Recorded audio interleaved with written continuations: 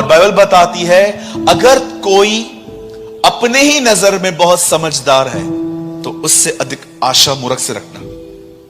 आपने देखे होंगे ना डेढ़ शाणे लोग, कितने लोगों ने देखे डेढ़ शाणे, सॉरी यहां बॉम्बे की लैंग्वेज है ये, क्या बोलते हैं, सयाने, सयाने, सॉरी हमारे बॉम्बे में डेढ़ सयाना बोलते हैं। सयाने लोग देखे हैं आपने, बीवी को मार के यहां की चर्च के अंदर रखे,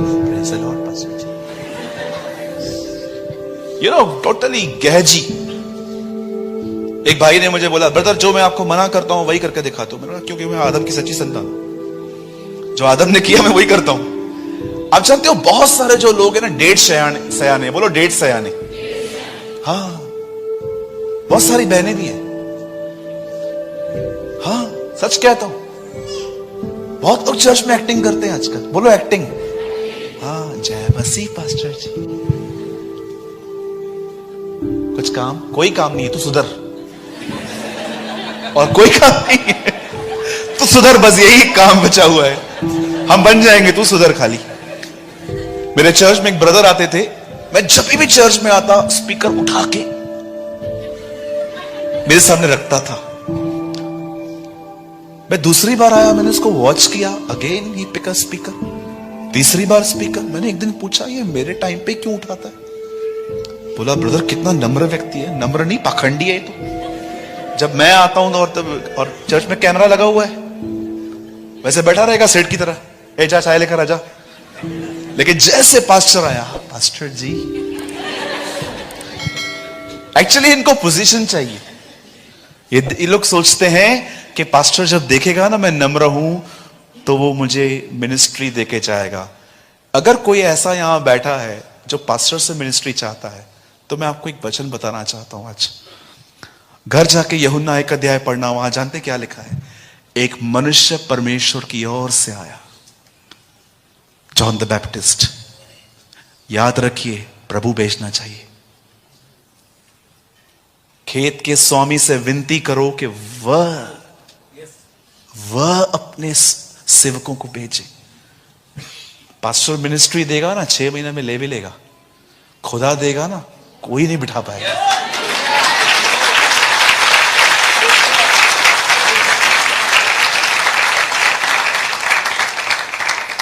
और मैं आपको सच कहता हूं, जब हम सताए जाते हैं ना, एक्चुअली वी आर सेफ, लेकिन जब हम फेमस होते हैं ना, वी आर इन डेंजर। हमेशा याद रखिएगा, जब आप सताए जाते हैं ना, और इससे सेवा चालू की है, लोग आपके लिए तरह तरह हैं, एक्चुअली उस टाइम पे आप सेफ हो। लेकिन जब आप फेमस होते हो ना, actually you are in danger. मैंने फेमस होने के ऐसे ऐसे दर्द उठाए हैं, बाप रे। कभी मुझे मौका मिला मैं आपको बताऊंगा कि एक्चुअली जब हम सताए जाते हैं, जब लोग हमारे विरुद्ध में होते हैं, तब एक्चुअली हम सेफ होते हैं। क्योंकि यीशु ने कहा धन्य हो तुम जब धार्मिकता के कारण सताए जाओ। Trust me. मूर्खों की पहचान किस चीज में होती है? बोलिए, बोलने से पहले भी ये सोचते नहीं है। अब मैं आपको एक और अच्छी बात बताना चाहता हूं जो बहुत इंपॉर्टेंट है। सॉरी, समझदारों की जो बात होती है वो जो बहुत सोच समझ के। अब मैं आपको बताना चाहता हूं मूर्ख लोग कौन होते हैं। बहुत ध्यान से सुनिएगा। यीशु ने कहा उसके आने से पहले 2 तरह के लोग उसके कलीसिया में होंगे। एक होंगे समझदार, एक होंगे मूर्ख। मैं आपको सबसे पहले बताना चाहता हूं, समझदारी इस चीज में होती है कि हर चीज में रिएक्ट मत कीजिए, हर चीज में बोलना जरूरी नहीं होता। शांत रहना सीखिए, जहां बोलना है वहां बोलिए, और जितना हो सके कम बोलिए। अब मैं आपको बताना चाहता हूं मूर्खता क्या होती है। बोलिए मूर्खता। बाइबल ऐसा बताती है, एक ऐसा टाइम था यीशु से कुछ लोग हमेशा लड़ते थे शब्दों से। इस ग्रुप का नाम था फरीसी। मैं आपको बताना चाहता हूं यह ग्रुप कैसे उदय हुआ। अगर आप बाइबल को बहुत ध्यान से और आराम से पढ़ेंगे तो आपको समझ में आएगा। मती और Malachi, Malachi was old testament last book. Malachi जो है वो अंतिम पुराने नियम की अंतिम किताब है, और मती नए नियम की पहली किताब है। इस बीच में 400 साल का डिफरेंस है। 400 साल तक प्रभु ने यहां पर कोई नबी, कोई वक्ता, कोई भी पास्टर, कोई भी याजक नहीं भेजा था। और आप जानते हो, खुदा का कलाम जब बंद हो गया आना, तब वहां पर एक ग्रुप पैदा हुआ, फरीसी। आप जानते हैं, वे लोग जिनको परमेश्वर का वचन नहीं मिलता, वो फरीसी बन जाते। आप में से कितने लोग ये बात जानते हैं? मती और मलाकी के बीच में 400 साल का अंतर है। इस बीच में कोई खुदा का कलाम नहीं आया और एक ग्रुप बन गया, और इन्होंने बहुत सारी ऐसी आज्ञाएं निकाल दी जो एक्चुअली प्रभु की तरफ से नहीं थी, ये खुद की तरफ से थी। इसलिए यीशु ने कहा, ये मनुष्य की आज्ञाओं को परमेश्वर का धर्मोपदेश करके सिखाते हैं। इट मींस आज्ञा इनकी है, लेकिन बोलते हैं खुदा की तरफ से है। अब जानते हैं, एक ग्रुप था यीशु के समय में। अब जानिए कि सच्ची मूर्खता क्या होती है। बाइबल ऐसा बताती है, यीशु कंटिन्यू इनसे विवाद करता था, और ये लोग ऐसे लोग होते थे जो यीशु की सभाओं में यीशु से सीखने नहीं आते थे, ये यीशु की गलतियां निकालने के लिए आते थे। कितने लोगों ने ये कहानी पढ़ी है कि इन लोगों ने यीशु के सामने एक स्त्री डाल दी थी जो व्यभिचार में पकड़ी गई थी, और कहा इसे मार दे। अब एक सवाल पूछ रहा हूं, ध्यान से सुनिएगा। क्या सच में वो स्त्री को मारना चाहते थे? किसको मारना था? यीशु को मारना था। उन्होंने उसके सामने एक स्त्री डाल दी और कहा, तू क्या कहता है इसके लिए? वो चाहते थे ये कुछ गलती करे तो पत्थर इसको मार दे। उनका टारगेट एक्चुअली वो लड़की नहीं थी, उनका टारगेट एक्चुअली यीशु था।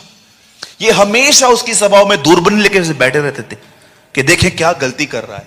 मैं आपको बताना चाहता हूं, listen to me very carefully, कभी भी एक तरफा सुन किसी का न्याय मत कीजिएगा। बोलिए न्याय।